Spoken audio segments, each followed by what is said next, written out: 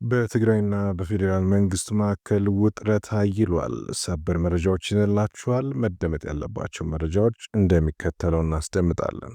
የካቲት 11ን አስመልክቶ በትግራይ ክልል አመራሮች የተሰጡት መግለጫዎችና የፌዴራል መንግስት አቋም በፕሪቶሪያው የሰላም ስምምነት አተገባበር ላይ ሰፊ ልዩነት አሳይተዋል።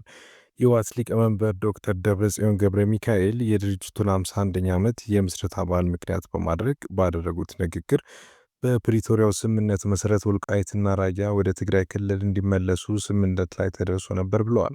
ዶክተር ደብረጽዮን አክለውም የፌዴራል መንግስቱ በትግራይ ላይ ተኩስ በመክፈት ስምምነቱን ጥሷል ሲሉ የከሰሱ ሲሆን ጉዳዩን በሰላም የማይፈታ ከሆነ የመመከትና የመከላከል ግዴታ ውስጥ እንገባለን የሚል ማስጠንቀቂያ ሰጥተዋል። ይሁን እንጂ የፕሪቶሪያ የሰላም ስምምነት አንቀጽ 10 ንዑስ አንቀጽ 4 ላይ የተጠቀሰው ነጥብ ከዶክተር ደብረጽዮን ንግግር የተለየ ይዘት እንዳለው ይነገራል።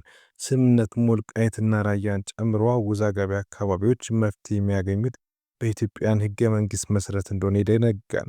በተጨማሪም ተፈናቃዮቹ ወደ ቀያቸው እንዲመለሱ ስምምነት ቢኖርም አካባቢዎችን በበላይነት የሚቆጣጠረውና ጸጥታውን የሚያስከብረው ለፌዴራል መንግስቱ ተጠሪ የሆነው የፌዴሪ መከላከያ ሰራዊት መሆኑን በግልጽ ተቀምጧል።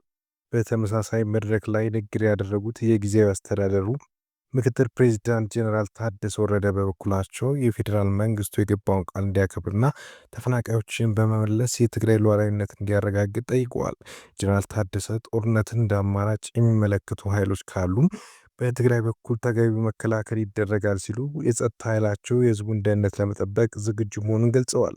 በተቃራኒው ጠቅላይ ሚኒስትር አብይ አህመድ ከሳምንታት በፊት ለህዝብ ተወካዮች ምክር ቤት በሰጡት ማብራሪያ ተፈናቃዮቹ ያልተመለሱት ተፈናቃይ መያዣ ወይም ሆስቴጅ ያደረገ ፖለቲካ በመኖር ነው ብለዋል። የፌዴራል መንግስት አቋም ነዋሪዎች በሰላም እንዲኖሩና የአስተዳደር ጉዳዩን ራሳቸው እንዲወስኑት በመሆኑ የገለጹት ጠቅላይ ሚኒስትሩ ማንኛውም ባለስልጣን ከሚወስንላቸው ይልቅ ህዝቡ በሰላም እየኖረ በየት በኩል መተዳደር እንዳለበት ራሱ መወሰን አለበት በማለት ጉዳዩን በህዝብ ውሳኔ መፈታት እንዳለበት አመላክተዋል።